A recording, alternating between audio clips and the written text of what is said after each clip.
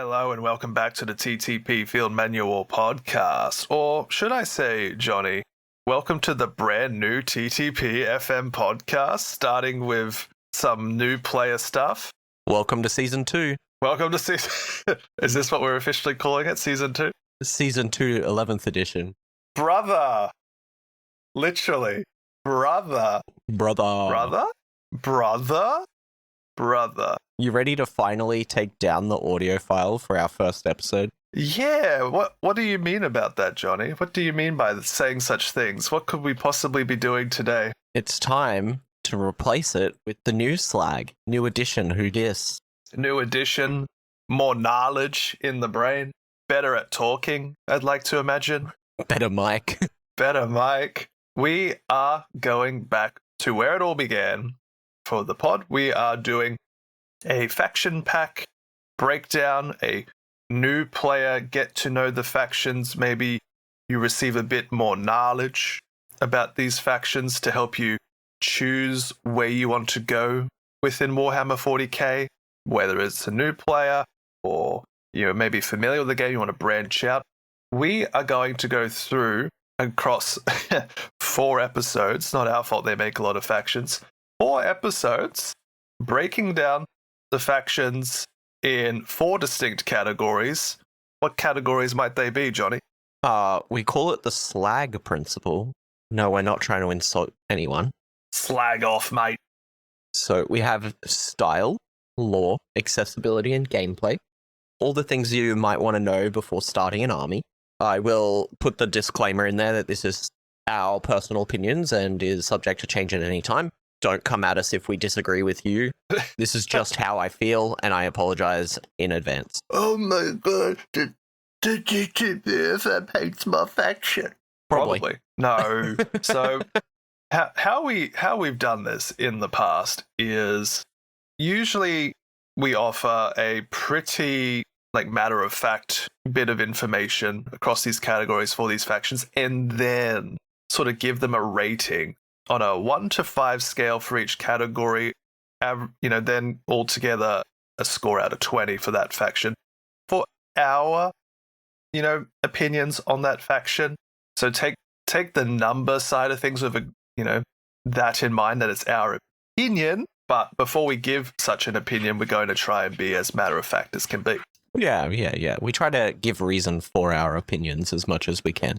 I'm not going to turn around and just say I hate it, but I might.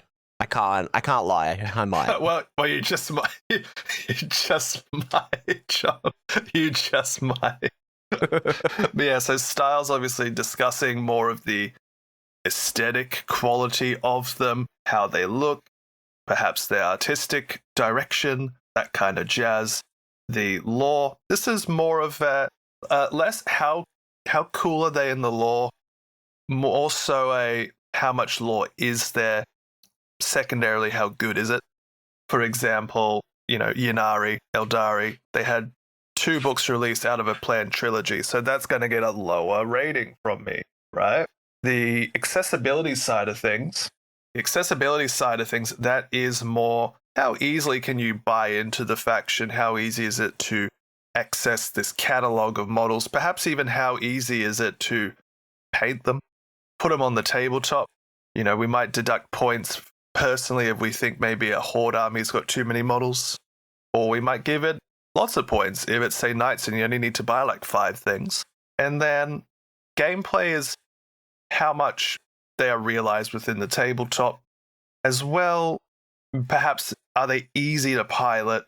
We might score them higher if they're quite easy to pick up and play. Maybe we, rate them higher instead if there's a lot of nuance to them. You can make your own opinions. Did I miss anything, Johnny? No, let's do this. We're starting with your favorite factions, brother. Sure. Tell that to my out of 20 ratings. Before we get into it, do you remember what you rated higher or highest and lowest when we first did this years and years ago? Not a chance. Not a chance? Well, I can tell you what I thought. I thought Blood Angels were really good, but I thought Dark Angels were not. Oh, yeah? I thought Space Wolves were not. I rated them super low because they didn't have a model range. Well, that's certainly changed. Well, Well, I rated Mechanicus lowest of all, and yet I have models. I rated Necrons highest of all, and I haven't played them in like 2 years. So, things change. And again, it could be that Necrons could still be high in your ratings. You just haven't played them for a while. Oh, spoilers. Great. Well, let us crack into our brothers. That sounds weird. Let us get into the Astartes collection of factions. We are going to start off by discussing what I like to call the Vanilla Marines. Basically, the handful of factions that you will find in the, simply put, Codex Space Marines. This is not taking into consideration the Dark Angels, Blood Angels, Space Wolves, Black Templars, Deathwatch. They'll come later. This is just Vanilla Marines with a little sprinkling of the nuances that come with it. So Codex Space Marines, as it stands right now, covers Ultramarines, which will potentially get a supplement soon by how they're going. We'll back to them in a sec. It covers the Iron Hands, Raven Guard, Salamanders, White Scars, Imperial Fists. All of these don't have their own supplement. They are jammed into here. What do you think of Vanilla Marines, Johnny? I still rated them separately. Well, that's good. They do have each a unique sort of style as well as gameplay.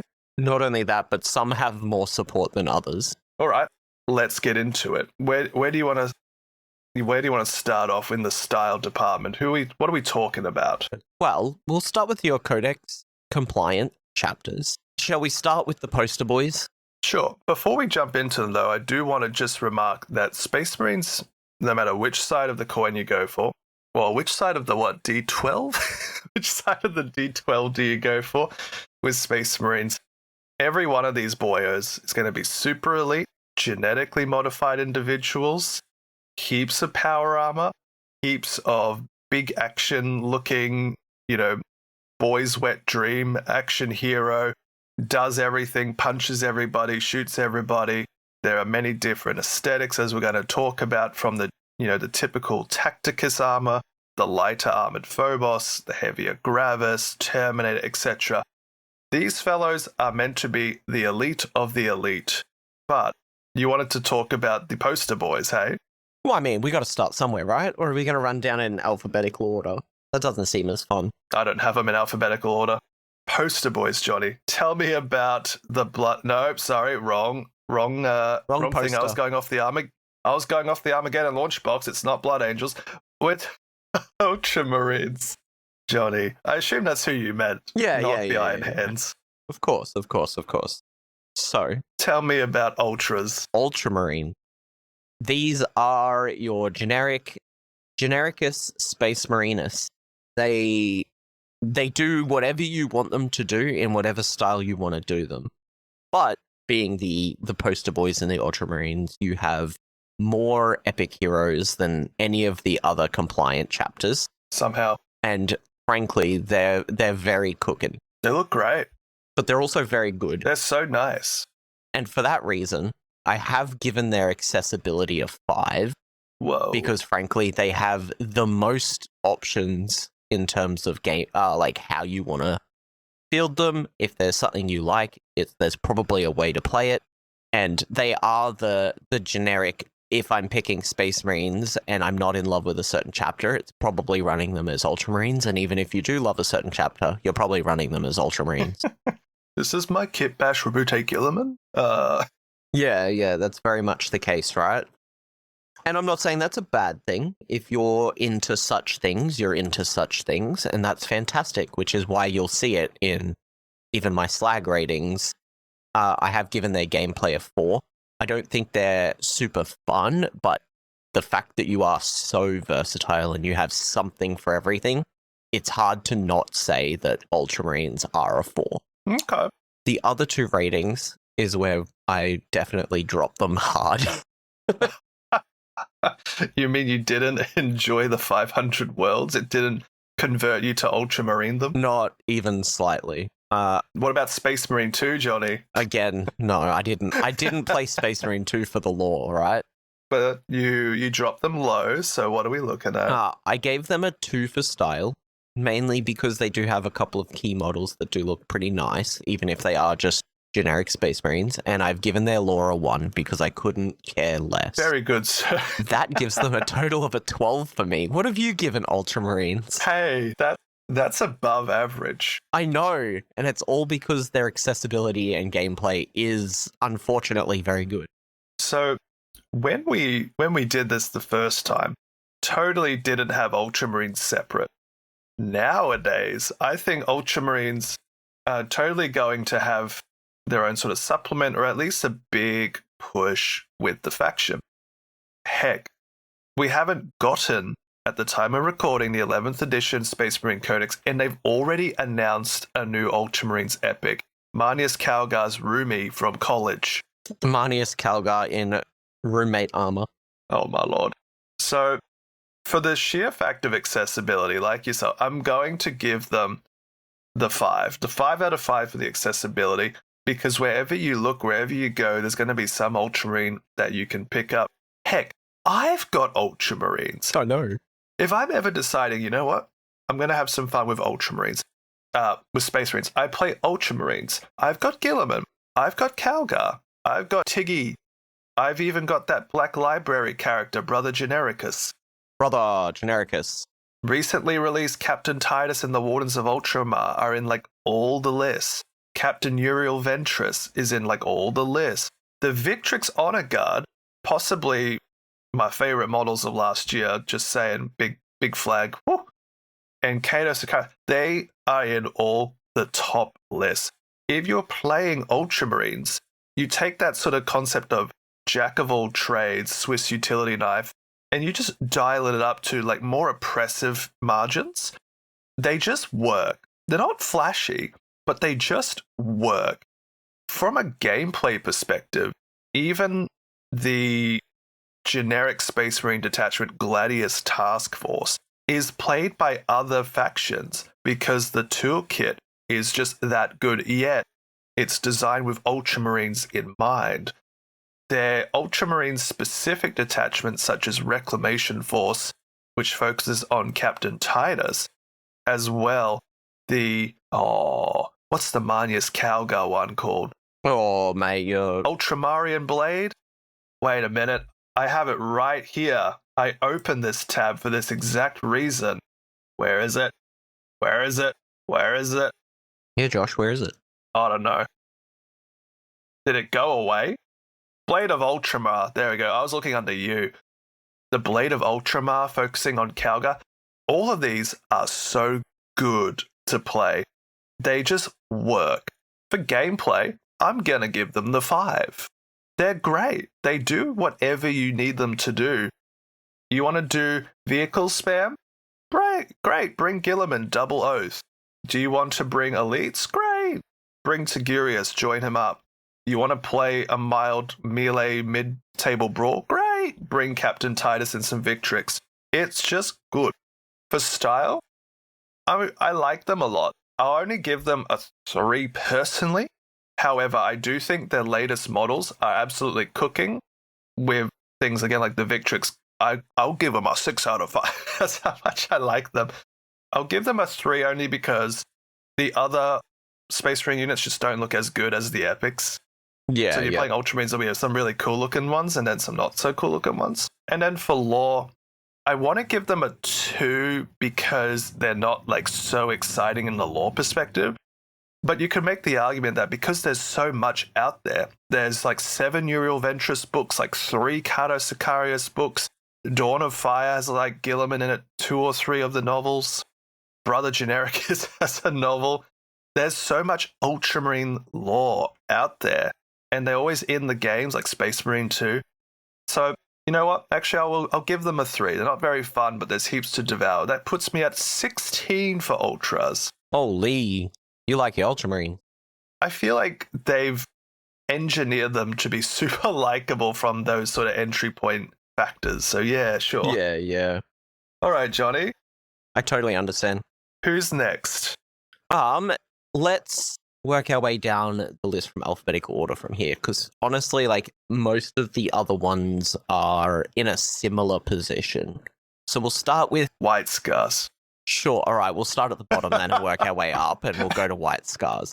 Sorry, I'm dyslexic. You're reading backwards by the sounds of it.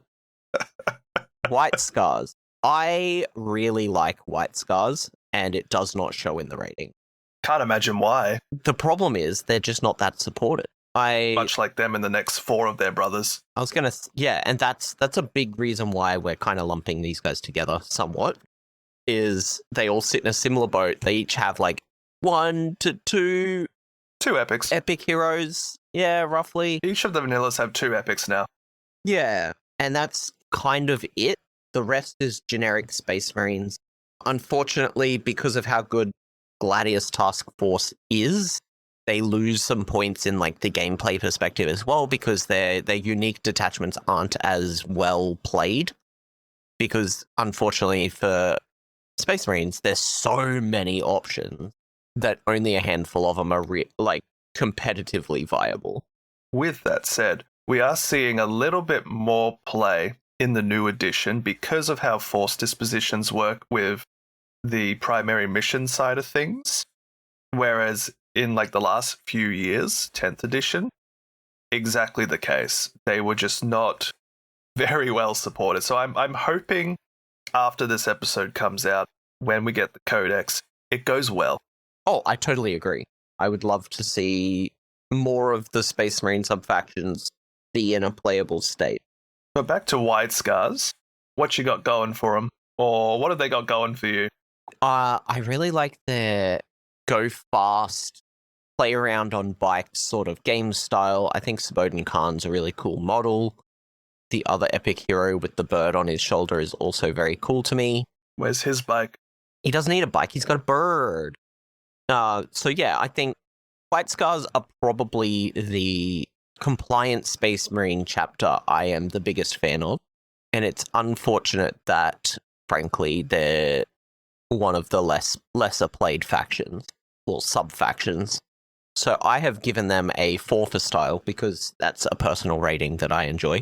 But I've only given them a 2 for lore. They do have stories.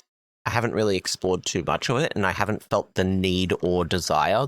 Even with the Horus Heresy, they're kind of a side character more than anyone actually like a main character.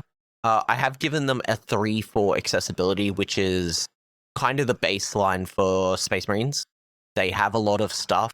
It's hard to not know that you can do something, but due to the lack of individual supported units, they can't really get much more than that.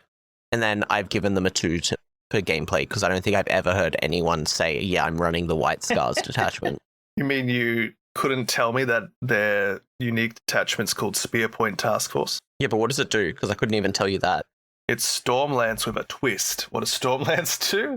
No. Everyone gets assault. Oh, okay. See, assault's super cool, but they can get it in other ways.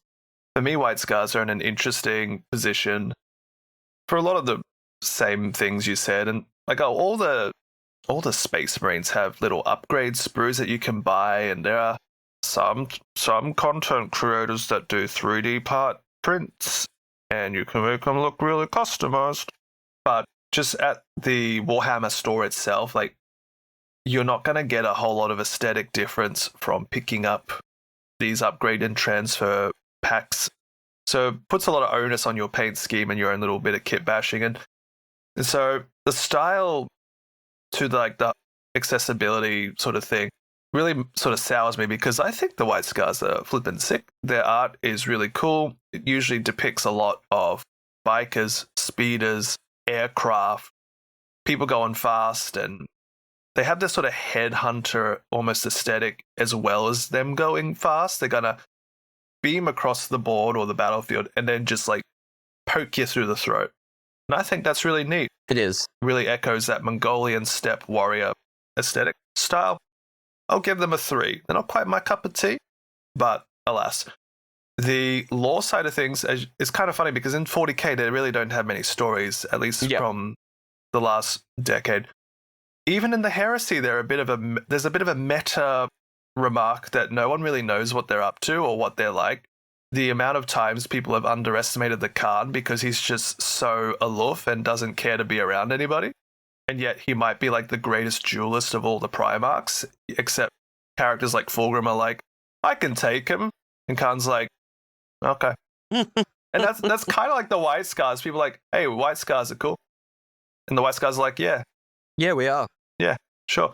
They do appear a fair bit in the Siege of Terra, which I know you can't really just say go read the Siege of Terra, but they are in there quite a bit, interestingly enough. But also isn't everyone? No, actually. Like the Heresy waylaid so many of the Loyalist legions that most of the siege was the Imperial Fists, Blood Angels, and White Scars. Oh, neat.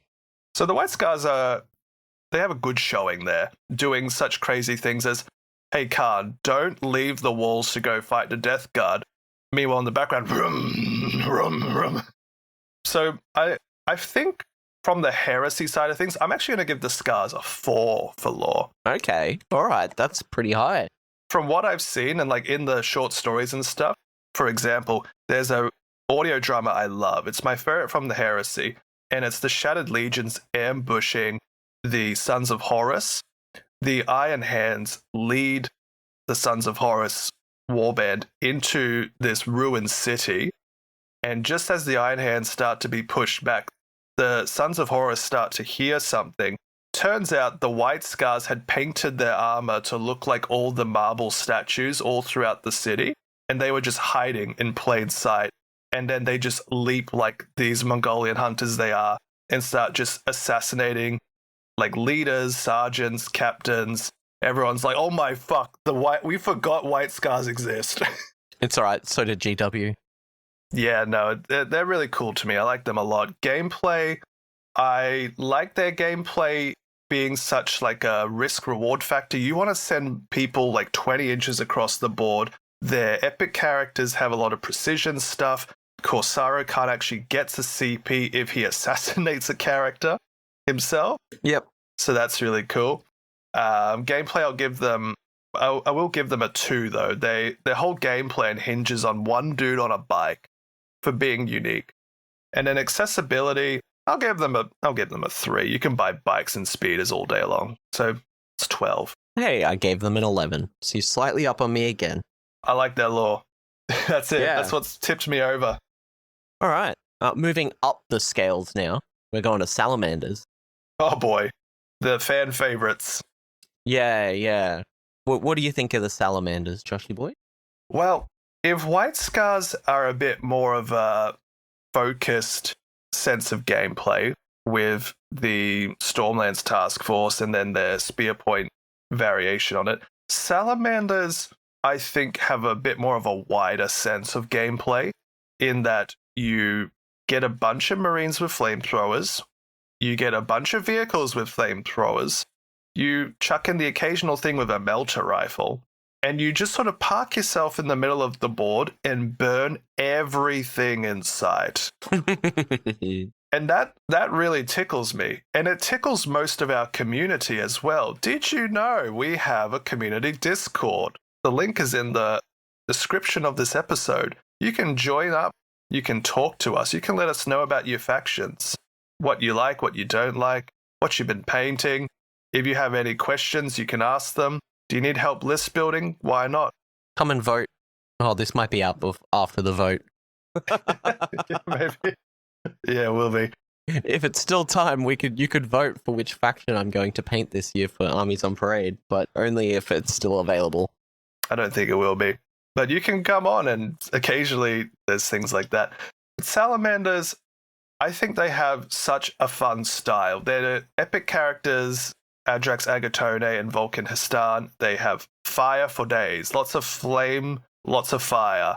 Their upgrade transfers have more fires, hand flamers. They love Infernus Marines who all each have flamethrowers. So if you like this concept of a wall of fire, that's really neat. I'm going to give them a 4 for style. They are really cool. I'm just not a huge fan of green, but I like fire. That's why you run one of their compliant chapters, right? Yeah, right. Exactly. Dark Krakens, baby. They don't even do fire. Anyway, from a lore perspective, yikes. Yikes in the yard. both their early Tome of Fire stuff in the 40k library and their entries in the Heresy are a little smelly. Smelly. You know, they're not nearly to the caliber of some of the other factions. So I'm going to give them a hot 1. Oh wow. Okay. My first 1. This can be easily remedied by them having more novels and more story. But at this stage, there's like that one guy in the animation. You know what I mean? There's that one guy in the animation. Yeah. Yep. He fights the Necrons with one hand. There's that guy. Who else is there? Vulcan stands on a magic quest. Tell me more about it. Give me more Vulcan lore, or search for Vulcan lore. Yeah, right. Just give more, or do more. Yeah. Accessibility, honestly, much like the White Scars, give them a. Actually, you know what? No, I'm going to give them a 4. You can buy all of their stuff, and it's easy enough to find things with fire on it these days. You're not just pigeoned into bikes like White Scars. Give them a 4. And then for gameplay, I'll also give. Actually, they're really good at the moment. I'll give them a 5. They are burning the countryside. Burning the countryside. They have so many little bits and pieces in their toolbox. They have the what's it called? The Forge Father's Seekers detachment, a Salamander's variation on the Firestorm Assault Force. Firestorm like transports and flamers.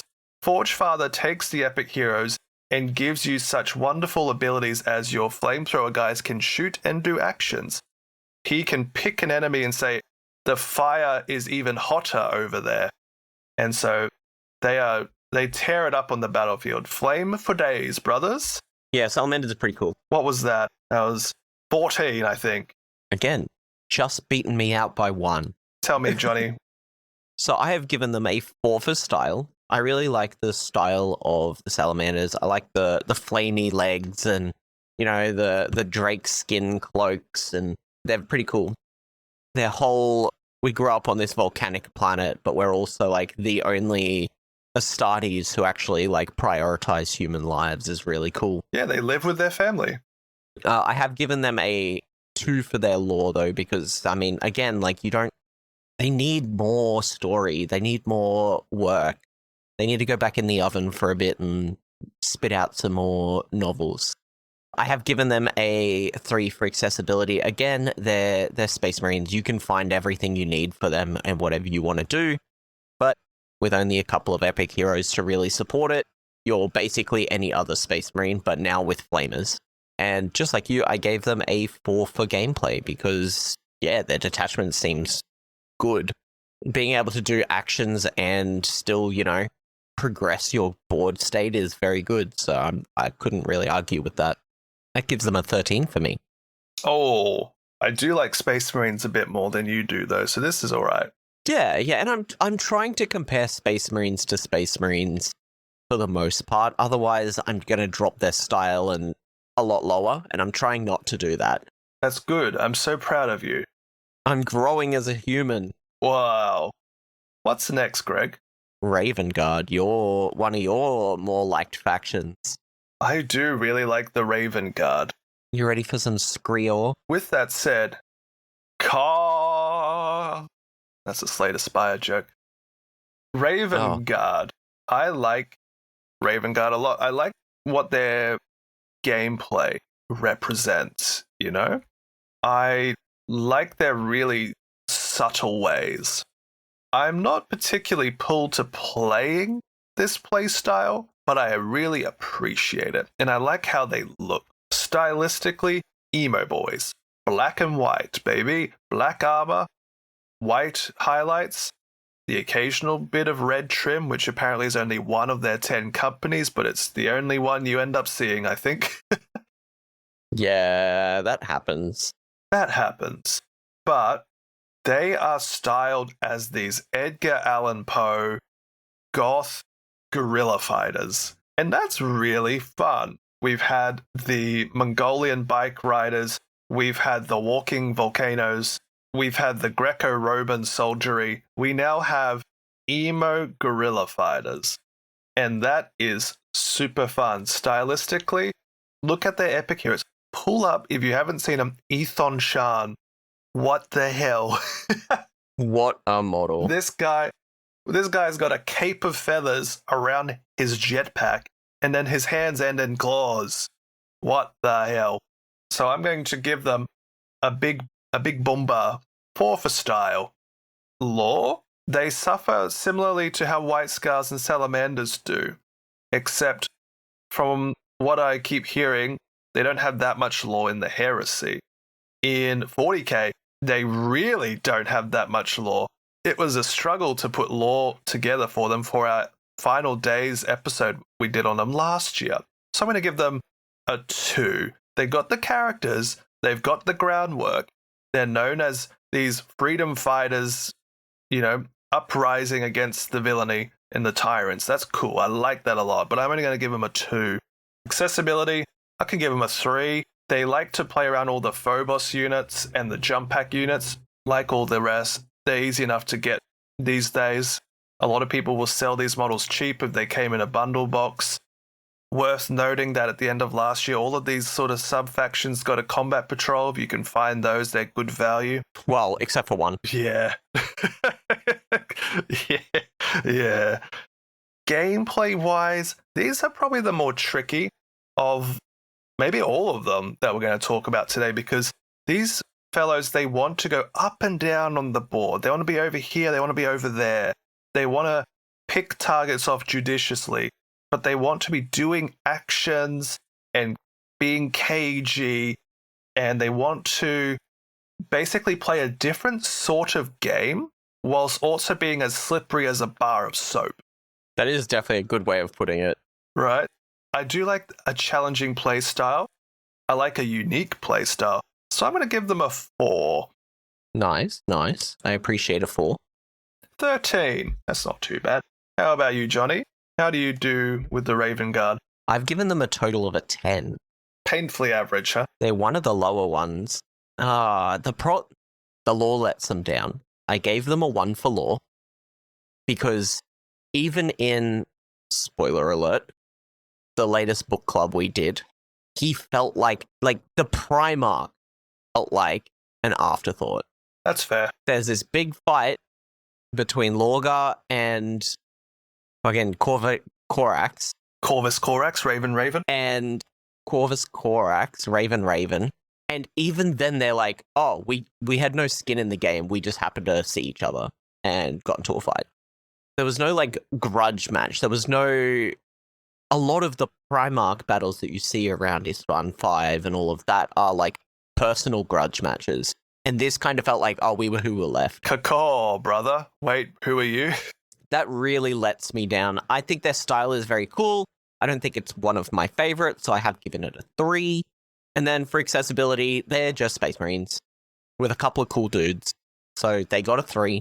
And then gameplay, I did give them a 3, mainly because, again, they're a little bit more complicated to play. I think they have a high skill ceiling, but I think that you could quite easily overextend and end up in a bad spot. And that gives us a total of a 10 and brings us to the next one. The next one, brother. Another one that I've heard you mention a lot lately. The other guys in black. The Imperial Fists. We're going to move to... No, Iron Hands. I don't mention Imperial Fists at all. That was the joke. Iron Hands. Those big yellow banana boys. I like the sort of sunset orange some people do, but we're talking about Iron Hands for a hot minute. Yeah. What do you think of Iron Hands, Johnny? Another one of those sort of afterthoughts of factions within Space Marines. Yeah. It was like they took the Iron Warriors and were like, we need a good guy version. They took the who? But with none of the flavor. The Iron Warriors faction, you mean? Yeah, that's what I said. Oh. I thought you said Iron Hands, and I was like, huh? No, we took the Iron Warriors and made a good guy version. Are they that good? They're goodish. Who? The Iron Warriors. Iron Hands. They're goodish. They're like your... They're good enough. If your Cult Mechanicum had friends in the Astartes. These are your mechs. These are your gun platforms and your, what do they call them? Tech Marines. That's their whole kind of focus. It's their long-ass mantra that I will never repeat because I'm not going to remember it. The flesh is weak. The flesh is weak. Is that the saying? I don't know. I can't remember. I don't care enough to remember. It is. These guys got... Damn, I'm good. These guys got my lowest rating, tied with the next faction we're going to talk about. Oh, okay. So, elaborate. Actually, no. I would say that these are my lowest in the compliant chapters. I have given them a 2 for style because I don't feel like they're fleshed out enough to not just be Space Marines now with Tech Marine. And I don't think their lore is compelling enough to get anything over a 1. Very fair. Then we go to accessibility and gameplay. They're Space Marines, they get a 3. Wow, I didn't see that coming. All these guys either get it, like, you can't go below a 3 for accessibility with Space Marines because they just have so much to do. And then for gameplay, I've given them a 2. Because again, I don't think I've ever heard anyone say, hey, I'm playing the Iron Hands detachment. Hang on a minute.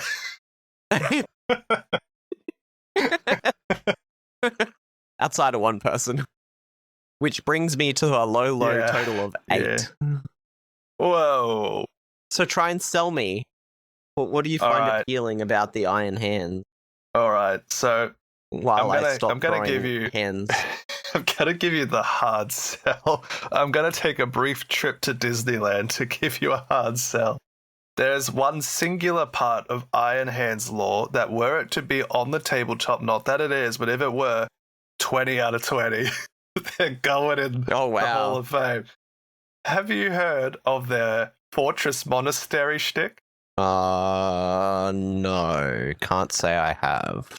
So, basically, the Iron Hands homeworld of Medusa is a land of just stone and rock. Haha, very funny, Medusa. Not rock and stone? Nah, not yet. There's no dwarves here. Fortress monasteries for the Iron Hands are not static.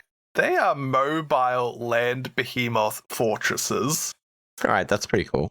Each of them is, because they have like a clan system rather than a company system. They have clans. Each clan focuses on a bit of a different shtick, more Tech Marine, more Terminators, yada yada. A land behemoth is the barracks, it's the armory, it's just, good fun. It's maintained and operated by servitors. AdMech are actually on board doing their boop boop on the computers. It is said that a single one of these things is basically an Ordinatus engine from the Mechanicus. The big, you remember in Hell's Reach, the Ordinatus Armageddon? Yep. It's one of those. It's basically one of those.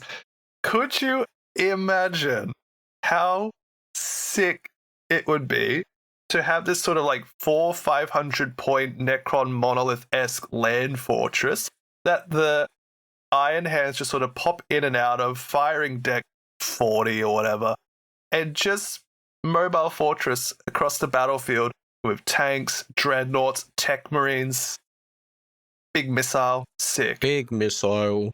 Sick. One of them is called the Omnipotence, and it can fly in space. Okay. Yeah, that's my I appreciate flying in space. That's my hard sell. But alas, that's Disneyland. It's not here. But could you imagine how sick that would be? It would be pretty sick. Unfortunately, it's not enough to sell.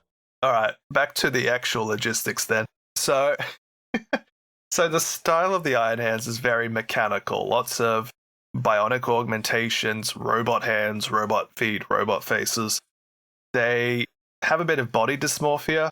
That's kind of their shtick. They hate the flesh. They want the metal.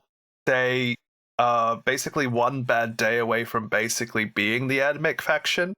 And so if you like that sort of Terminator, Skynet, T-1000, Cyborg kind of shtick, this is going to be really fun for you. I think there's a lot of untapped potential, but I've yet to see it. So I'm going to give them a 2 for a visual style.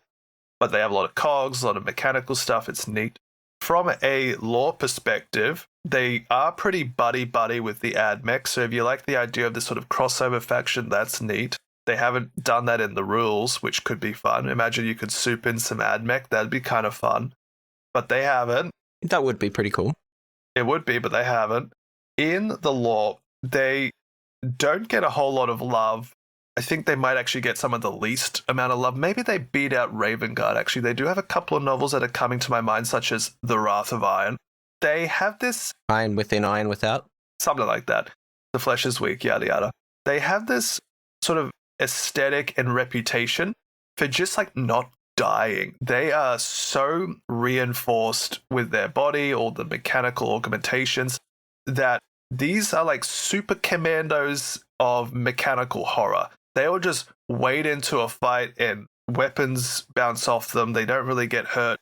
They're just like humanoid tanks in essence. And so I think that's really cool. I'm going to give them a 4. I really dig what they could be, and what little they have got me excited. So that's cool. It's pretty neat. Accessibility, I'm actually going to give these guys a 4. And oh no, it's a bit of a hear me out, because they love vehicles and dreadnoughts. Historically, they go into what's known as nowadays the Ironstorm Spearhead, where things like damage rolls can be re-rolled. So their vehicles are super offensive, and not many of the Space Marine factions we're talking about lean into vehicles and dreadnoughts so heavily. And so if you have a bunch of vehicles that you want them to be really strong, Tech Marines, dude. Tech Marines, Karnok Var, Terminators, they're just really hard to deal with, I think, in a very realized Iron Hand. So yeah, I'm gonna give them a bit of a higher rating there. And then for gameplay, well, I'm gonna just drop it back down to a 3. They have the potential, but it's either generic vehicle detachment or Terminators, which I do like, but you know. My problem is Terminators, someone else can do better. I know, I'm trying really hard here. I know you are. So what was that? Something like a 13, 14? I'm not counting. Oh, you don't have a spreadsheet that does that for you automatically? No, I'm not that cool. I'm going to say whatever it was. It's going to go 14. 14 for me. Nice. Did I sell you more, though? Nah, not really. All right. Speaking of people who have a habit of just not fucking dying, even though they should have, how do you feel about the Imperial Fists? I don't really feel about the Imperial Fists, to be honest. These guys sit in an interesting place in my brain. Now, obviously, they're kind of... There's this whole thing between Fulgrim and their Primarch, or ex-Primarch, I guess. Fulgrim? That does... What? You said Fulgrim? Is that...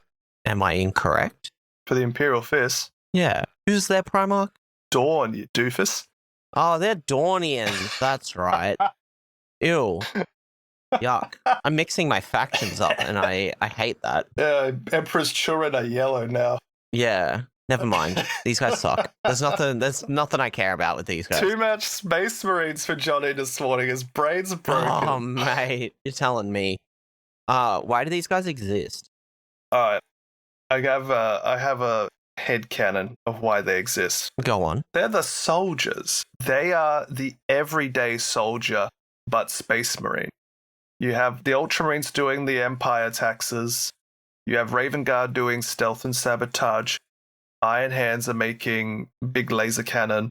Imperial Fists are just the soldiery, like, almost, they did become sort of the Royal Guard of Terror, and they still are, but like, that's their whole shtick, is just the last line of defense, a Bastion task force, if you will. Ceramite Sentinels, if you will. Their whole purpose is to just knuckle down, aim their bolters down range, and just kill or be killed. And that's their whole shtick. If you're into that, cool, great. If you're not, there's other options. See, here's my thing. You say their whole shtick is their soldiers, but that is what Astartes are. Yeah, well, these guys more so. More of that. These guys are genericus, more so than even the Ultramarine. I think the main reason why I dislike these guys so much is because I'm a Perturabo fan, and that's just fueling my blood. You're trapped in an iron cage, Johnny. How dare he steal Perturabo's job? Just think, if Daddy Amps had let Perturabo build the Terran fortifications, he never would have turned traitor.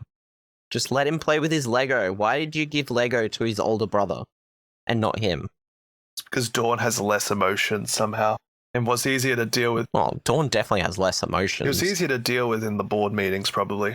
He shut his mouth and just did what he was told. Goody two-shoes. It's always interesting that, isn't it? Iron Warriors seem really adept at building a castle, and Imperial Fists were meant to be the guys cracking the castle, and yet their roles were reversed. Thanks, Emperor. Yeah. I mean, they had to give a reason for the Iron Warriors to turn traitor, right? We're not grateful. Oh, I'm going to turn traitor now. Yeah, right.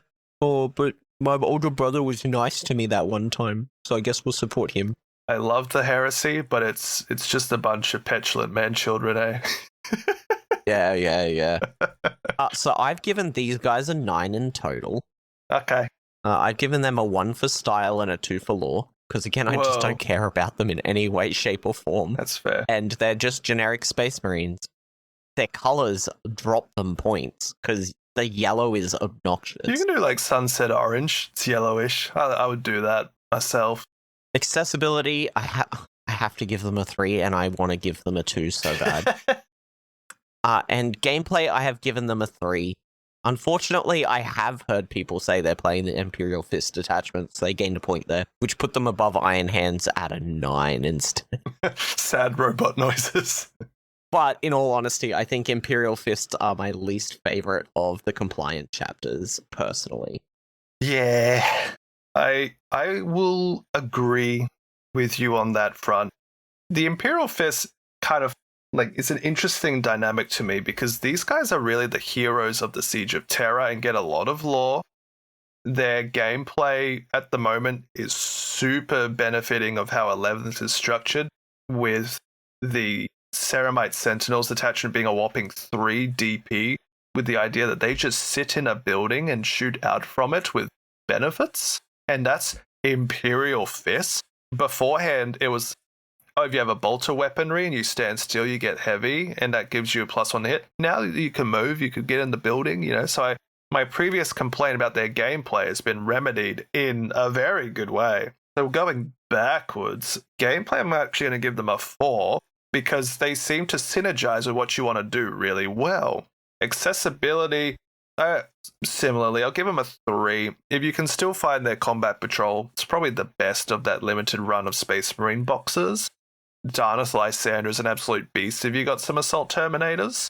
Like, beforehand, when there was a bit more of a focus on bolters, I would say it would probably even be a little bit tricky to get a whole list going, because you have to sift through the units to find what you want. Now it's just a healthy 3, so looking at a 7 overall. From a lore perspective, because of the Siege of Terra, I have to give them a 3. But then for star, I'm going to give them a hot 1.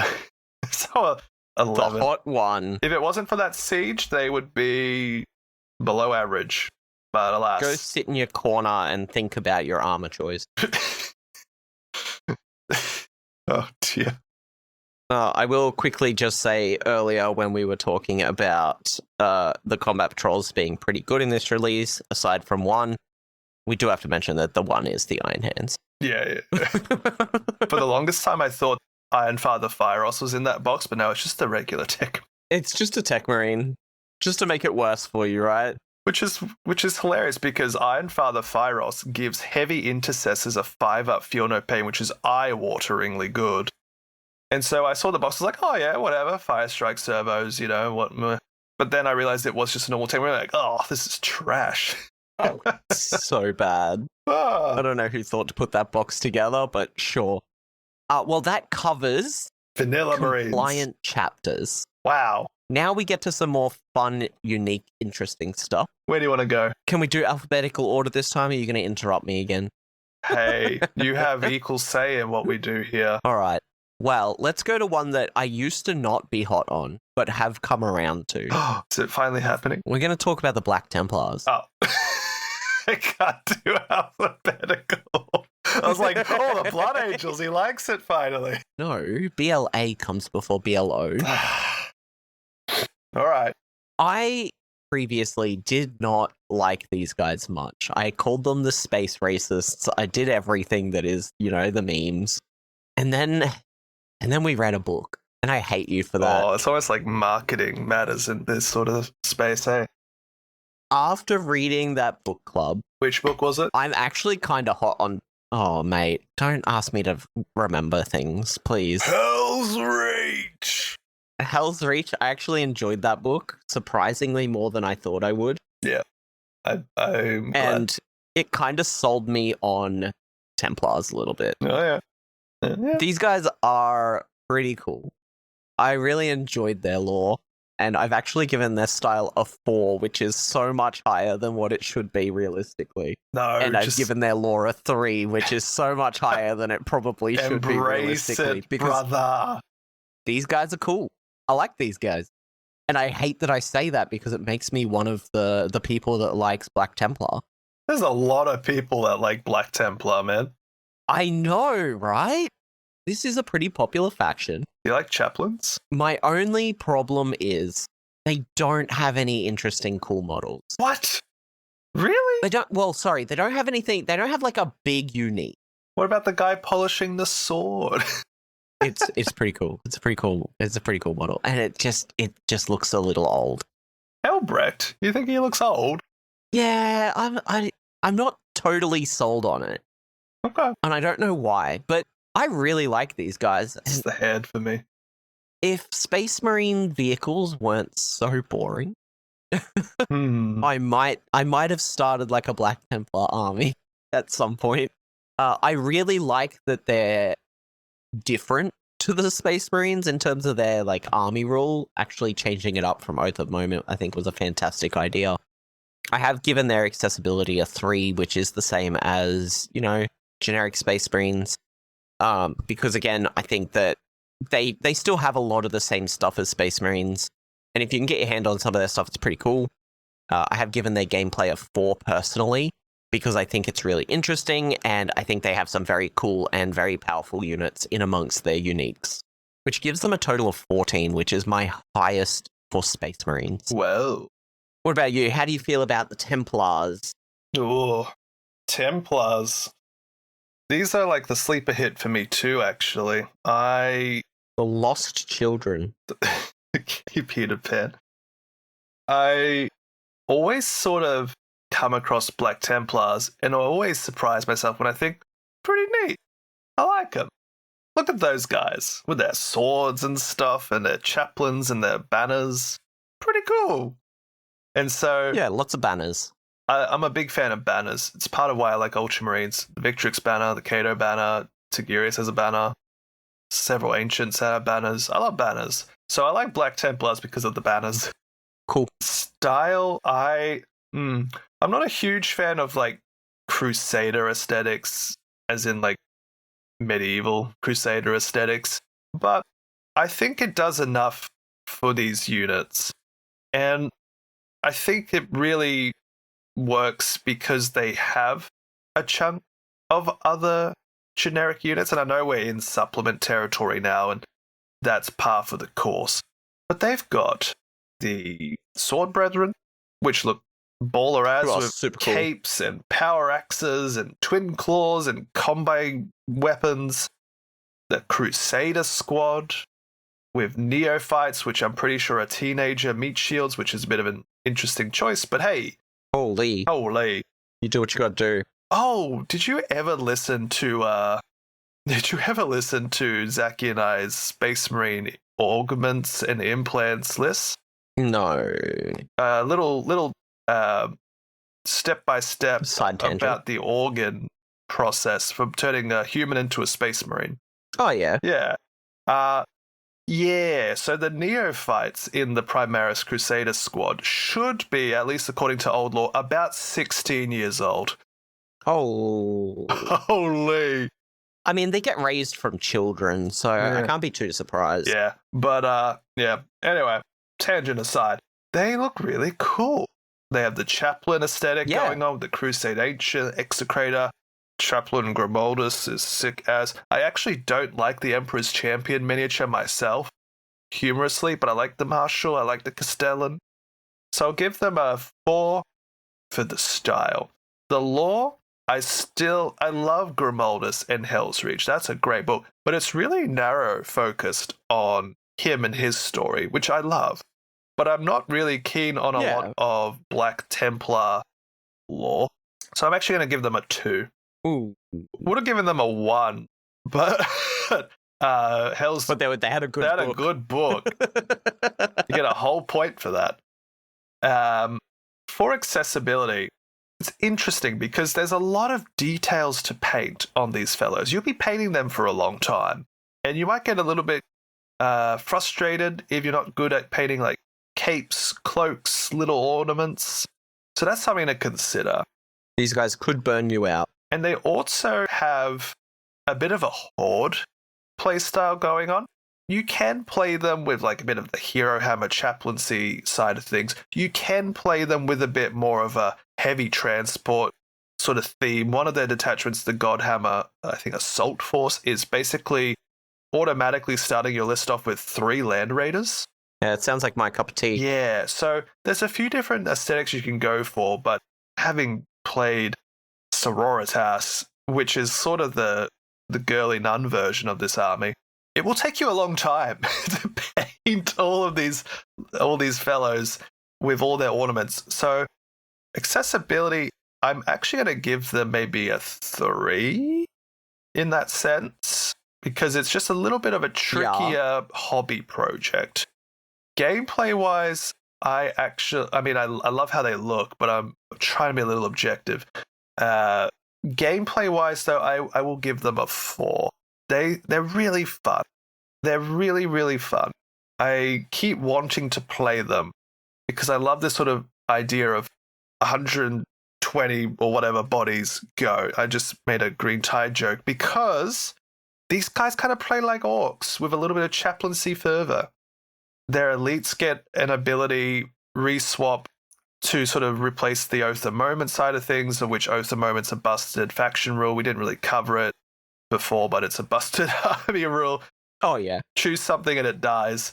It's very prejudiced. And their vehicles, actually. Their vehicles usually get a little pip of damage on top of the normal vehicles. For example, Repulsor Executioner gets an extra multi-melter. You're welcome. I'll give them a 4. Actually, you know what? Fuck it. Accessibility goes up to 4. They're cool, damn it. So, they are cool, damn it. 4, 4, 4, and a 2. What's that equal? Man, that's 14. Pretty good. They're tied with Sally's and Iron Hands. 9. I'm going to put them above Sally's. All right. Now you can have what you want. You know what's so funny? You don't want it anymore. I'm colder on Blood Angels than when we first did this. No, because you were pretty hot on them originally. I love Renaissance vampire aesthetic. Believe you me. I love the hero hammer aesthetic of list building and faction variety, to the point where I actually prefer the idea of a Blood Angels army to a Black Templars army. But I don't like their models as much as I like some of the other supplementive stuff. I think the Sanguinor and the Sanguinary Guard just don't... I mean, people were frothing mad how, or in quotes, lame they looked. I don't mind them. They're just not doing it for me. But Lematis, Astaroth the Grim, Mephiston, bangers. 10 out of 10. They look... Oh, yeah. They look sick as... Very cool epics. But a lot of their supplementive units, the Death Company fellows, oh wait, that's about it. They're upgrade sprues. They're not a full unit, like a full thing you can go and buy off the shelf, which is, I mean, if you've got the bodies laying around, that's actually a pretty helpful thing. You don't have to buy a whole unit, you know? Yeah, but you lose a lot of the niche look once you're doing upgrade sprues. Like, you'll see when we talk about one of the later chapters how much more detailed and cool models can look if they get an actual unit as opposed to an upgrade sprue. Yeah, and like they've got the captain, like a unique Blood Angels captain. They got the Sangi priest. He's cool. I like him. Chalice as a medical tool is really fun.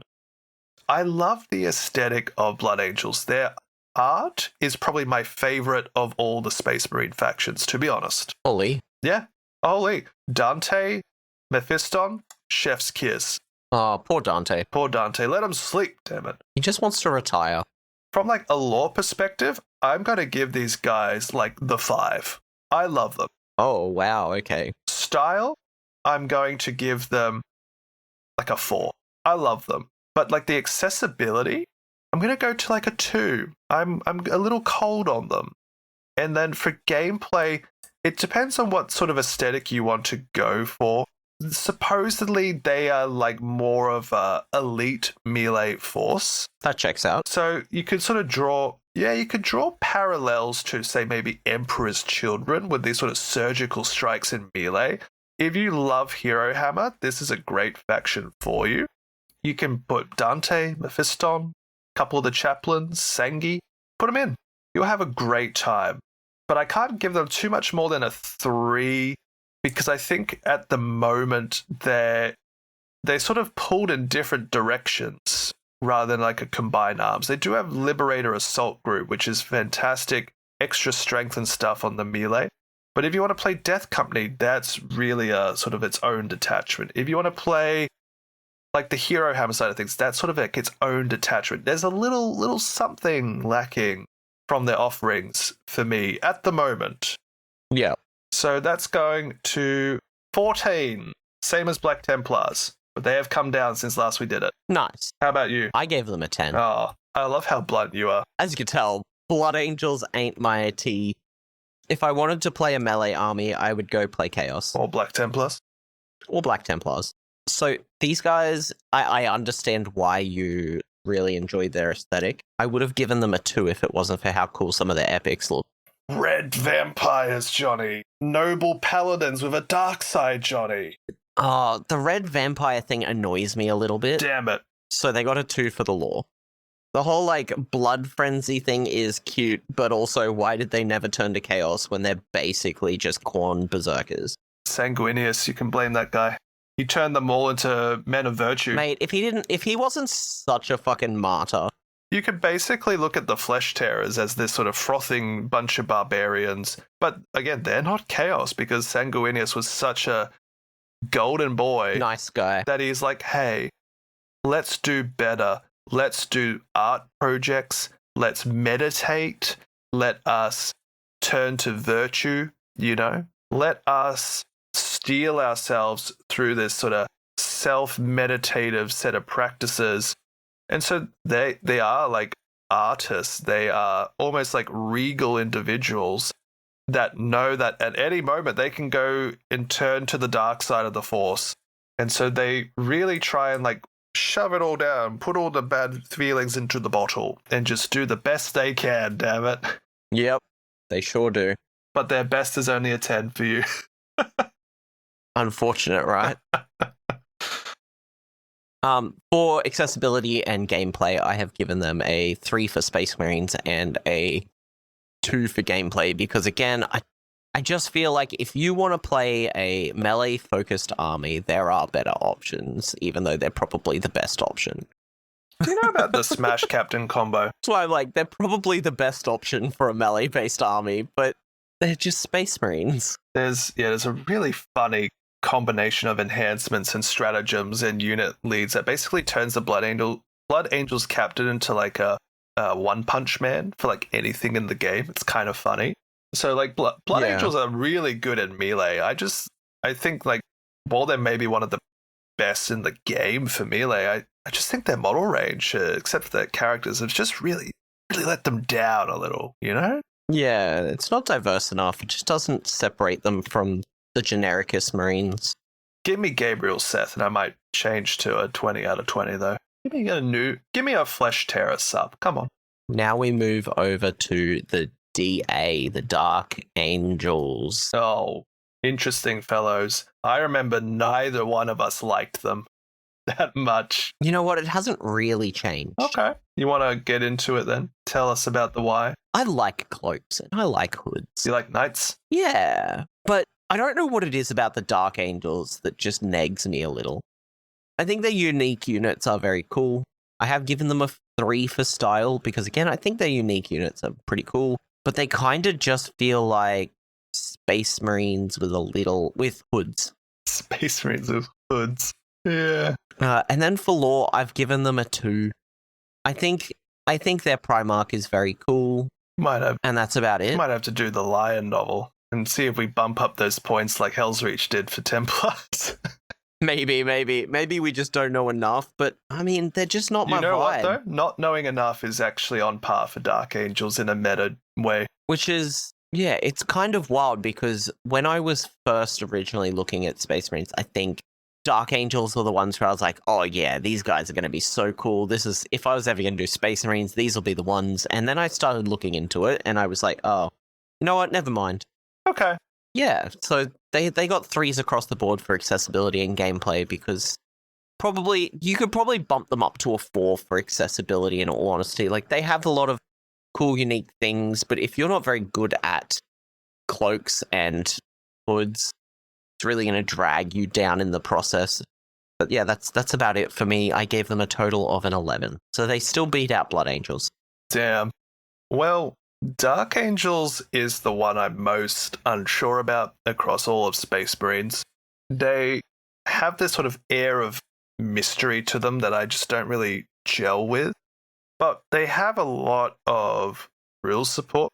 They got a lot of great character sculpts. The Lion is an absolute blender on the battlefield and apparently has one of the best 40k novels ever. We'll get into that one day probably.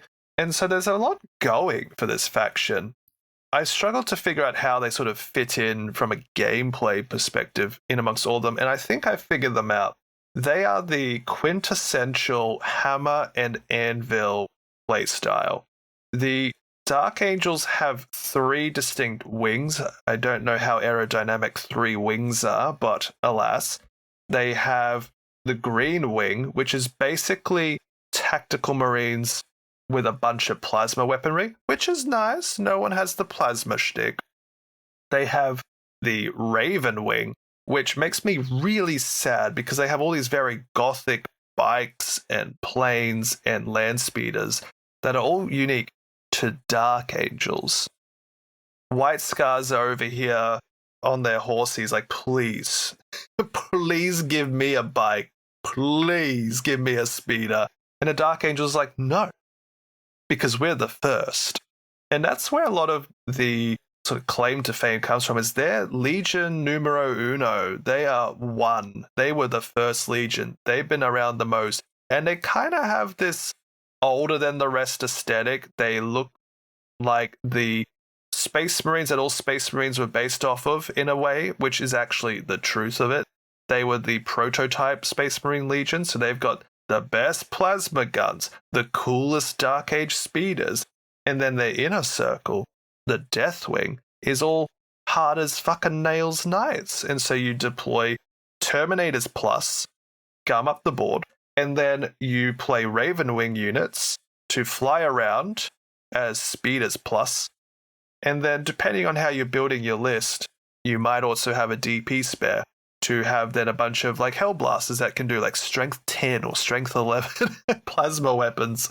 And so they kind of do like everything like really well, but they are really elite at the same time. Their points are quite expensive. They have a detachment which is getting a lot of play still, Wrath of the Rock, which makes them really durable. And so they sort of, to me, bridge this gap between Space Marines as you understand them and more of that elite side of the coin like Custodians. So that's neat if you want a halfway home. Mm-hmm. Overall, though, style, I'll give them, for me, I think objectively they're cooler than what I'm going to say, but I'm going to give them a 2 for style. They just don't really hit for me. They're a bit of everywhere. They have a few different aesthetics at once. Yeah. For lore, I'm going to give them a 2. I like the idea that they have all these secrets and really cool weapons in the garage. I want to give them a 1, but I'll be nicer. I'll give them another 2. Accessibility, I will give them a 4 because there's a lot you can do with them. Gameplay, I'll give them a 3 just because they have a bit of a niche that I don't see elsewhere. But I feel like a lot of their sort of playstyle still needs model support. The Raven Wings are all so old, dude. Yeah. So that puts them, I think, squarely at 10 or 11. 11. It gives them an 11 for me. But I think objectively they're better than that. Just to me, they're not. Fair. All right. So we've got 3 left. That was the most diplomatic thing I've ever said in my life. Yeah, right. We do have 3 left. Do we? Yeah. How's it 3?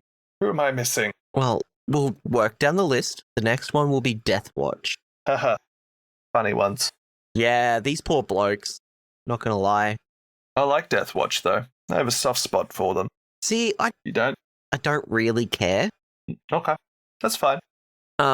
They do have one cool niche that no one else does that I think is really cool, but seems troublesome on the battlefield when you're actually playing the game. Yeah. So I have given them a 3 for style. Now, this isn't just because they're generic. They're 3. They would be a lot lower because unfortunately Deathwatch are in a very rough position in the world of the 40k rules. These are your veteran guard, your veteran Space Marines, but there's also like this weird thing where like sometimes a venerated hero will do the wrong thing and get like exiled to the Deathwatch. I'm looking at you, Titus. He did nothing wrong, actually. What? Titus did nothing wrong, but it's funny because he goes away for like, he did nothing 50 wrong, years? He was exiled to the Deathwatch. And I think they have the potential to be really cool, but being just like, we're the Space Marines, but we're veterans because I don't know, I don't quite know enough about the Deathwatch lore to really give them too much more. Unfortunately, their model range is small and fairly old for the most part, and there's a lot of lack in options while giving you so many options. It's kind of like the Kit Bash army, right? Like, it's such a kit bash I army. don't know, they sit in a really weird spot, and it really reflects it in my ratings because unfortunately I have given them a total of 7. Whoa! These are the lowest rated, and that is dragged down hugely by the 1 in accessibility and the 1 in gameplay I've given them, because they don't have a codex. They don't have a supported book anymore. They're really hit and miss in the gameplay. Like, they're either dominating or they're just nothing. Mm-hmm. And currently, this edition, they're in the nothing category. And accessibility, like, they're not accessible. They're so not accessible. Like, you can't get these things. We don't know what's going to happen in the future in terms of support. They're probably not getting any new models ever. But also, because they're a kit bash army, like, you have to pull things out of other kits to make them work. The thing that I think is cool, but also annoying as all hell, and hits their accessibility, is the way that their Deathwatch squads are created, where you can have one dude with Terminator armor, one dude on a bike, Phobos Marine. Like, you just like throw things in and pray, but that means you need like 4 or 5 kits to make this one unit of dudes, and then you have to deal with the consequences of everyone having different toughnesses, movements, armor saves, weapon profiles when you're trying to roll dice. It just sounds like a nightmare. I love listening to people try and explain Deathwatch, because you said I don't know about this, and I feel like that's the general consensus. If someone looks at Deathwatch and they're like, huh? What? Where do I buy these models? Wait, who are they? Where's their rules? Yeah. How I sort of perceive them is that they're always going to be cool, and their lore, a couple novels written by Steve Parker, are well beloved and are actually getting reprinted at the moment in new editions. And so there's stuff there. I'm going to give them a 3 for both lore and style. I think this whole like Expendables, everyone's a unique kind of fellow as an aesthetic is really neat. They have the black armor, the silver arm and shoulder pauldron with the other shoulder having their, original chapter, each of them being a little bit unique looking. You can make them as unique or as not as you want. That's cool. But the accessibility, oh boy, 1. And it's hard. And it's not that they don't have models. They recently had a kill team release, which creates the Deathwatch kill team, which has a lot of options, which if you were to then run that unit in 40k, you have the classic kill team thing where everyone's a bit different. Everyone has a different shtick, different gun, different ability. but they exist. They look great. They got upscaled and they look just as good as any other Space Marine recently released. The older stuff is showing their age, like Watchmasters, for example. The Corvus Black Star is like their only other real claim to Deathwatch fame. And it's, it's an aircraft, so take of it what you will.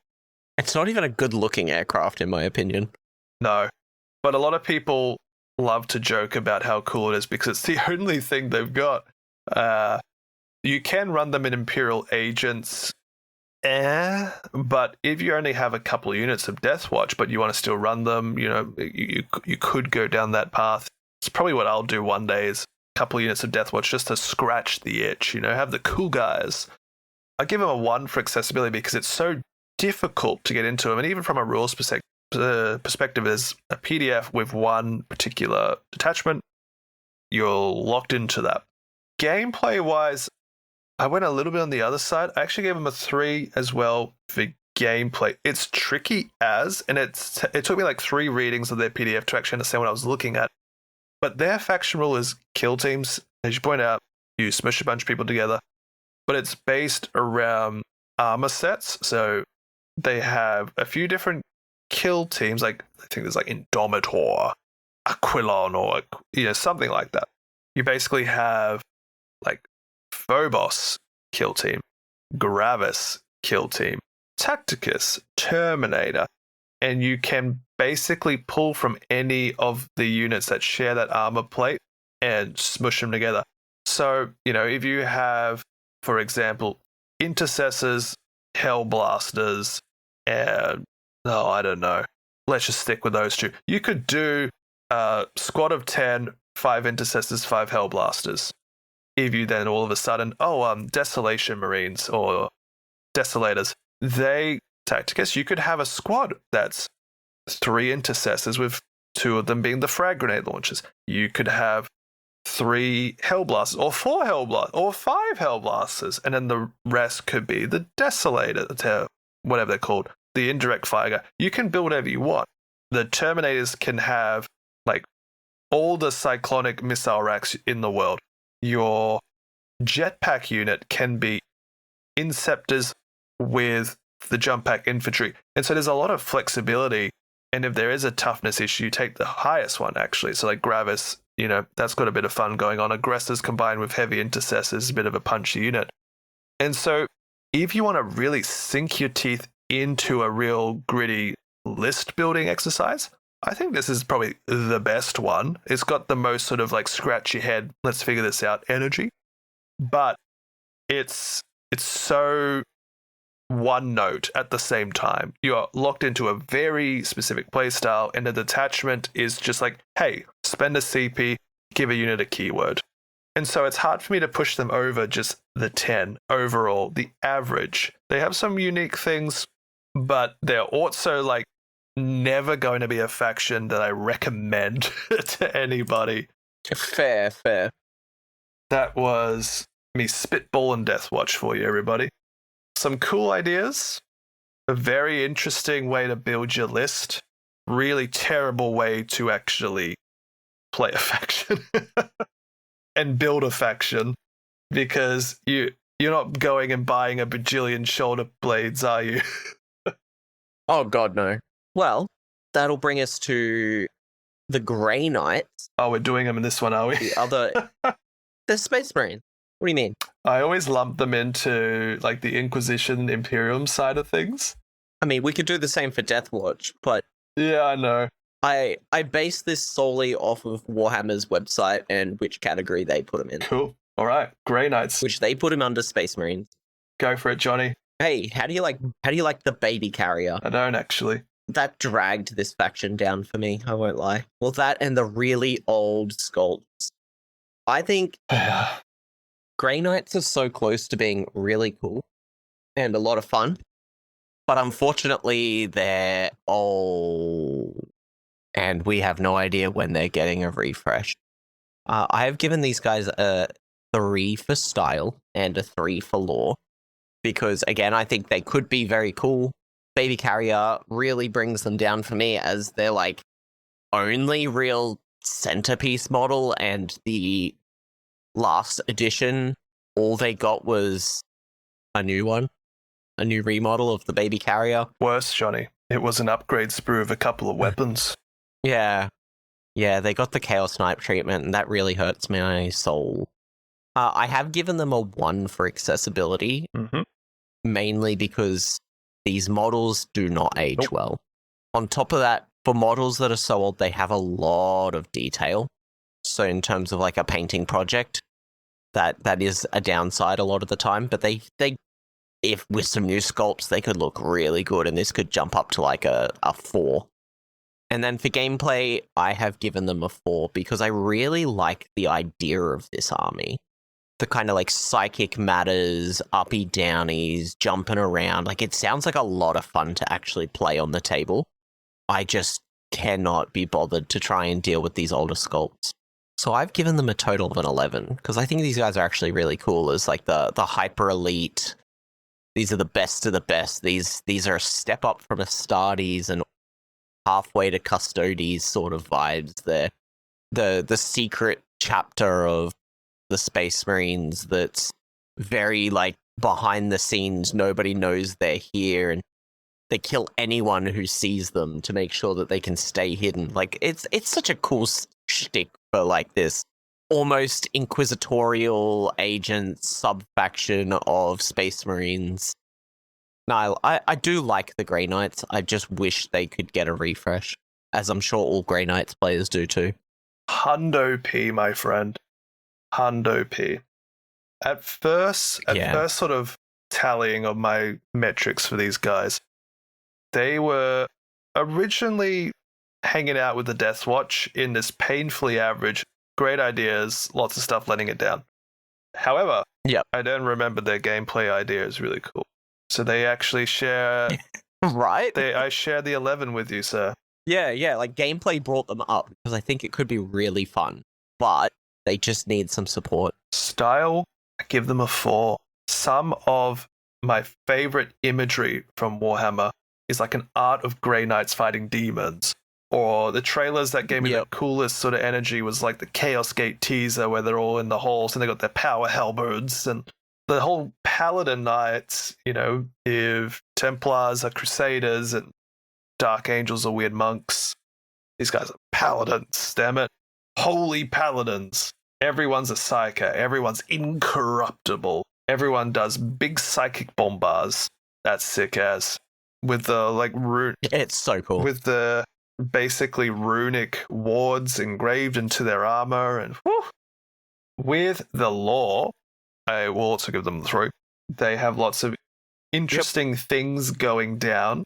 And, you know, if you really want to hear more about the lore, Johnny, I might have a book for you next month. Oh, will you now? Since it's my pick next month, you know, we could do a little bit of a teaser already if you want. Go for it. I want to do another Aaron Dembski-Bowden novel. Oh, nice. Which one? The Emperor's Gift. It's a Grey Knights novel focusing around the First War for Armageddon. Oh, we're going back to Armageddon. Yeah, but this time with Grey Knights, and this time by Aaron Dembski-Bowden. Well, not this time again, more like. Nice. So that should be good fun. So if you're still here, there you go. Grey Knights, though, accessibility. Wow, they got a 1. Hate them. You don't like looking at them. Man, I don't like looking at them.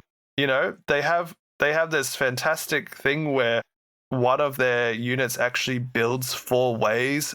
That's amazing.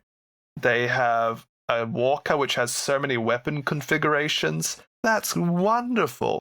They have one dude with a demonic sword and a banner, Johnny. That's great. He's the only one that looks good, though, Mr. Castellan Crow.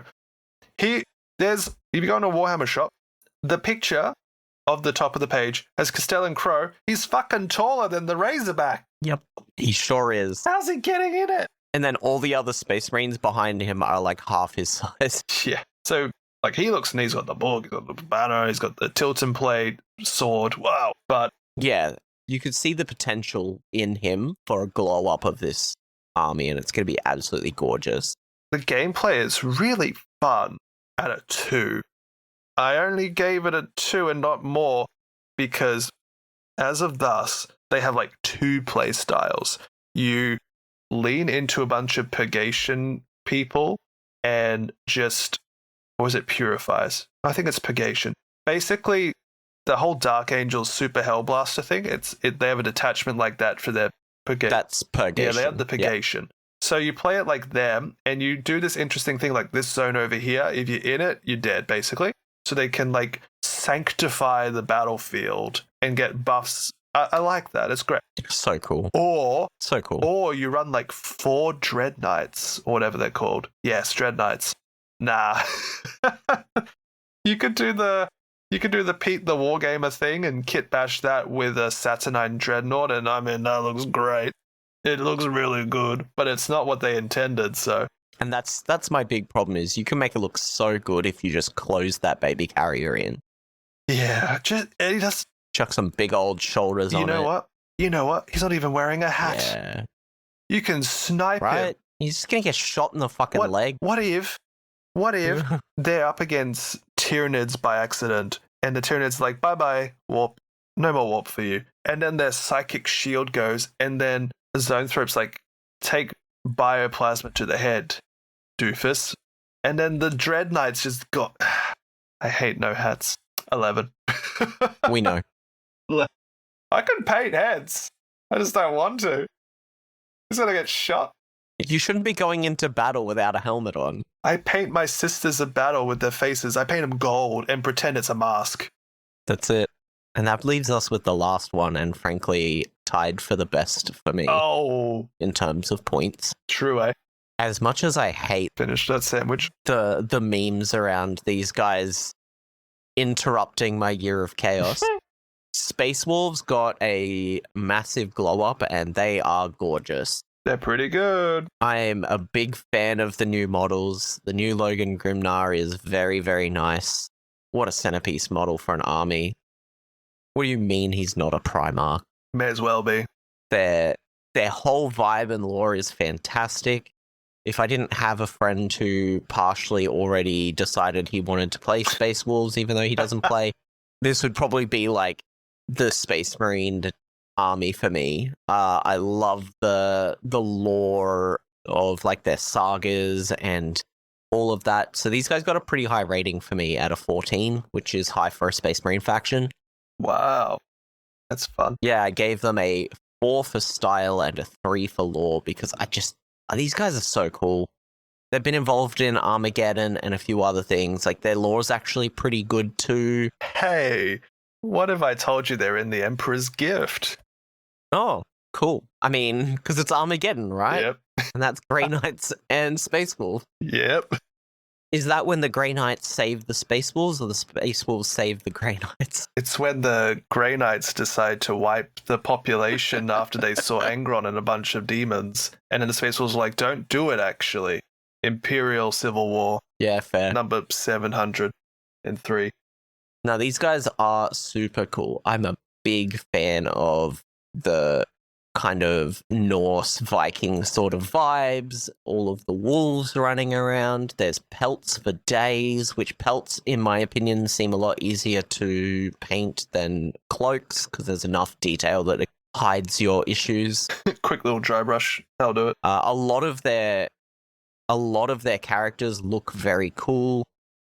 You've got the Wolf Priest, you've even got Arjak Rockfist, who's basically just a Terminator, but what a... I thought you were going to say Argyltal. What a pose. Like, he just looks so imposing. You know, like, these guys have some cool stuff. Njal Stormcaller, if you want more info on these guys. Nigel! Shout out to Nigel. Yeah, right? Like, these guys are really cool. They have enough personality, but they don't quite feel like Space Marines, and I think that's the big thing for me. While still having all of the accessibility and options, we just need that Wolfen resculpt. No, we don't. They're so derpy. They can just not do them. They can I mean, that too. You don't need them at this point. What we need is some new Thunderwolf cav, though. Oh, yeah. Give me some new Thunderwolf cav. New Thunderwolf cav, please. So, I actually have come up on Space Wolves a fair bit since we first did this. Yeah, we did a couple of episodes. Well, you did a couple of episodes on Space Wolves characters, so yeah. I'm not surprised. To this day, Space Wolves have been one of our biggest tickers for episode plays, both when it arrived and ever since. And even our Codex review was very well received. People love Space Wolves. This faction turned our friend who hasn't really played but likes to collect stuff, putting it lightly, away from Drakari into Space Wolves. Hard pivot. I don't blame him because the Drakari walls, I love them, soft spot. Don't say that to a Drakari. They need love too, much like Grey Knights. But Space Wolves, pardon my peak of audio there, but oh boy. So that box, that army set, launch box came out, and I was so tempted. Space Wolves is one of those factions that I don't see myself getting anytime soon. I can't help but love them at the same time, which is like different to say like Dark Angels, which I recognize the good qualities, but I just really don't care, you know? Whereas Space Wolves do well to me. I give them a 4 for the whole aesthetic sort of thing. I found them a bit too cliche until they had a modern release to really, I guess, like tame the cliches down a notch and give them a very grounded modern identity. The wolves don't look derpy. Their various units, the Blood Claws, the Grey Hunt. I love Grey Hunters, by the way. They look great. The Terminators look great. I think the Headhunters, Head Takers, they're like my favorite unit for the faction because they have hunting wolves. Screw hunting dogs. Take hunting wolves. Yeah. So cool. For the lore, I don't like the lore as much as I like the aesthetic, which I think it was the other way around last time. For the lore, I give them a 3, only because I'm a little bit like, when it's all the wolf this and the frost that and the hearth this and the saga that. It's all right. I'd still give them a 3. Ragnar Blackmane has 6 or 7 books. I think it's actually true, by the way. Novel. So if you want like a sweeping saga of initiate Space Wolf all the way up into being full-fledged captain, the guy who slew Gaz Thraka, by the way, he did that. Ragnar Blackmane did that. And then he got revived in a big mech suit, so maybe he shouldn't have done that. But they have so many other cool characters too. Bjorn was literally like Lehman Russ's right hand, and then when Lehman Russ was like, bye, I'm going hunting in the warp, I guess. Can you stay behind and wait for me? Bjorn says, yes, sir, but eventually had to go into a dreadnought and is woken up every now and then when shit hits the fan. You know that novel Battle of the Fang? No, but sure. It's one of the Space Marine battles, except this one's set in like M31, M32, something like that. And Bjorn is rallied to defend Fenris because the Thousand Sons engineered a plot that took most of the companies of the Space Wolves away from Fenris, leaving the reserve company and Bjorn to fight the Thousand Sons. Bjorn, in a dreadnought, 1v1s Magnus when he appears. And lived. Oh, damn. Right? I repeat. Oh, damn. Oh, damn. I'm going to give them a 5 for accessibility because you can buy a lot of them. Oh. There, you can still pick up army sets. The sure Combat can. Patrol works exceptional for them. They even have a kill team that you can play if you want to have your faction also in kill team. They have the Wolf Scouts, which are also really good. Oh, I forgot about their kill team. I might have to agree with you. This is one of the few Space Marine subs that you can easily run entirely as Space Wolves without sprinkling in some other units. So, 5. Yeah. Easily. I could argue a 4 because they have some gaps to replace. The Iron Priest, for example, Ulrich the Slayer, Thunderwolf, Cavwolf, and there's still some old. Bjorn's really showing his age as a small boy. But they need something to release this edition, right? That's it. And then for gameplay, this is where it lets me down. I don't really care for the gameplay. I like the sagas, they're neat, but the whole like do a deed, then get more powerful. I'd rather just be powerful from the get-go, but it's very flavorful. So I'm going to give them a 2. It also kind of reflects that they are struggling a bit in meta. They don't seem to have a very breakout game plan. Individually, the data sheets are really cool. as a whole, they're a little weaker than the rest, unfortunately. Yeah. With that said, though, And that is unfortunate. Johnny, you know what's a prevailing meta pick for Space Wolves as of right now? Oh, don't tell me it's 3 units of Wolfen. It's 30 Terminators. Oh. There's a... Okay, I'm okay with this. You pick one of their 2 DPs and one of their new 1 DPs. You can upgrade the Terminators to be even tankier. And so you have 3x10 Space Wolf Terminators that have been upgraded by enhancements. You have Logan still, who might even just be a solo character, so he can call units in when need be. Arjax here. I think the battle leader can get an enhancement that they can lead the Terminators, which I don't think they had before. Yeah, that's fun to me. It's fun to you too, because that's what you wanted to do. I remember that. Yeah, that does sound pretty bloody fun to me. Yeah. So yeah, 30 Terminators is the meta plus characters at the moment. Nice. And Wolf Jail is a second idea you can go for. Funnily enough, they go and pick the White Scars detachment, the Stormlance, because Assault with Thunderwolf Cavalry, Wolf Jail, you're not moving anywhere. Big fan of Wolf Jail. But just for me, okay, so there's some good stuff. I'm gonna go up to 3. I think they could be way stronger, but I'm gonna go to 3 because they have a couple of options. Now that I'm saying it out loud, 14. Yeah, that's what I gave them too. Oh no! Wait a minute, I can't count. It's 15 actually. There we go. Sorry, Johnny. I like them more than you do. Suck it. Fair. Have you been keeping a list? What's your list looking like? A list for what? Like leaderboard or so? Yeah. So I have a few metrics in amongst it all. So I gave Space Marines as a whole an average of 10.8. Whoa. Yeah. Sorry, guys. We all knew it was coming. You're gonna send me this spreadsheet, eh? Ow! Yeah, I threw it together in like 2 seconds. What do you mean? Sorry, keep going. With my favorite of the factions being a tie at 14 between Black Templar and Space Wolves.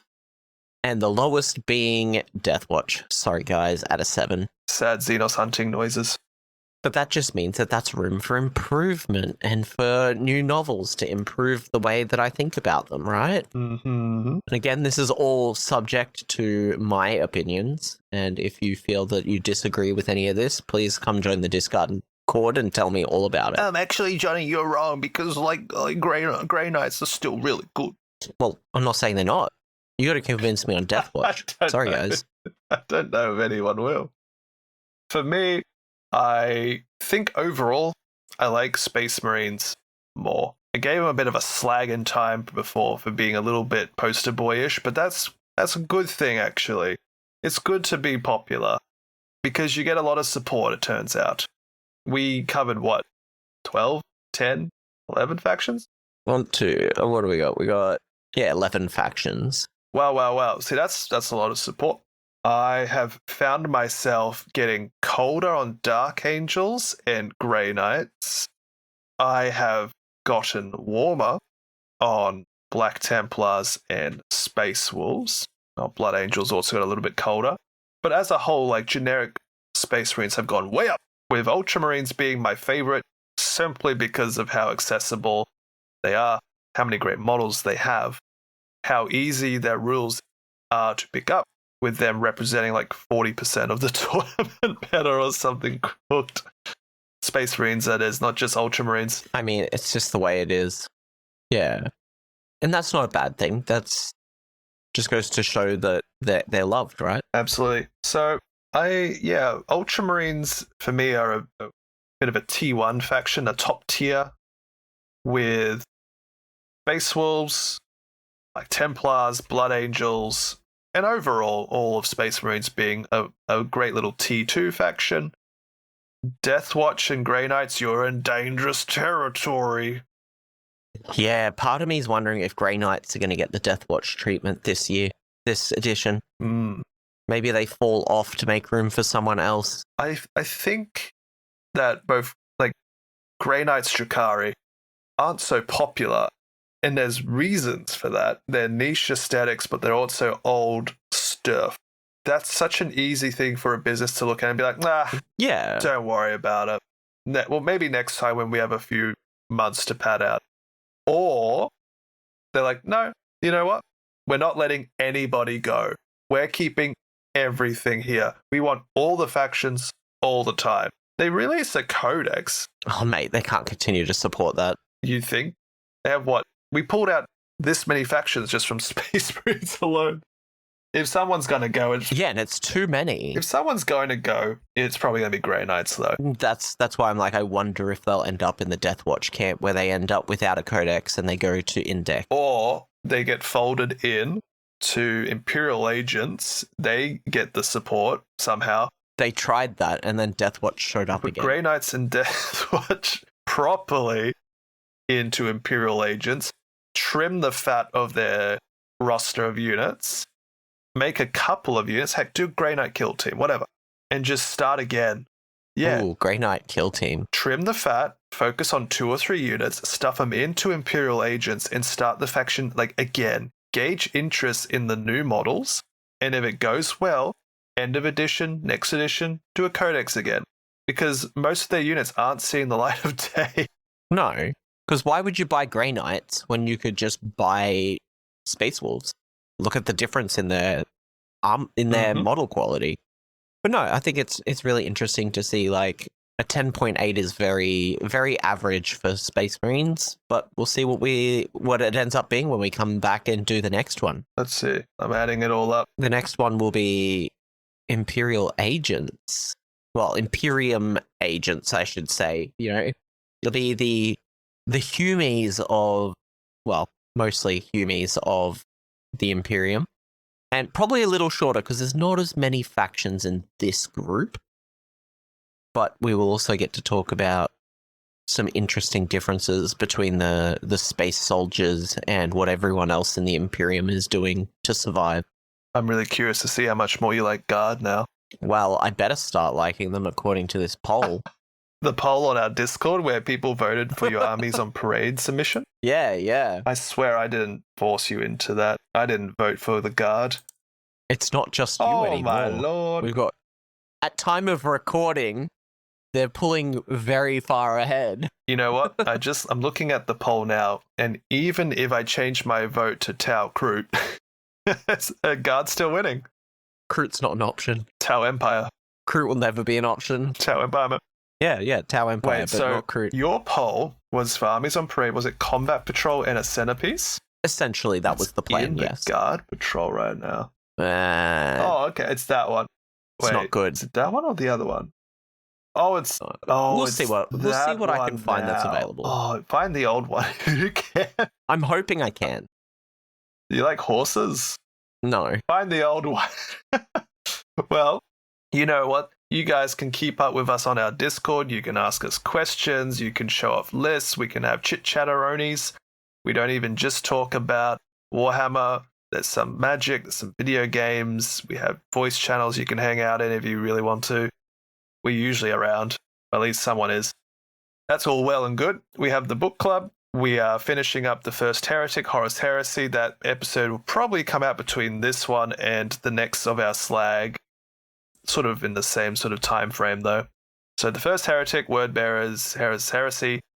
And then if you were paying attention in the Grey Knights, next one's The Emperor's Gift by Aaron Dembski-Bowden. Yeah, and spoiler alert, the first Heretic, real good. I just gotta keep pumping you with Aaron Dembski-Bowden, don't I? Maybe that's what it'll take. But yeah, no, real good. All right. Anything else, Johnny? Really enjoying it. No, I think that's it. It is pretty good. Yeah. Let's wrap this up and we'll go play some Warhammer. You playing Space Marines today? Of the Chaos variety. Oh, I am playing Black Templars, but girls. If you want to see my list, jump on the Discord. I'll probably post in there before we start. I have to make a list. What do you think I've been doing while talking to S.L.A.G? I can't multitask. Spoiler alert, it's got 2 demon princes in it. Oh, it's all right. I'm bringing Morven Val in the war suits, so I'm fine, actually. All right, Johnny. See you next time. All right, we'll see you next time. Peace out.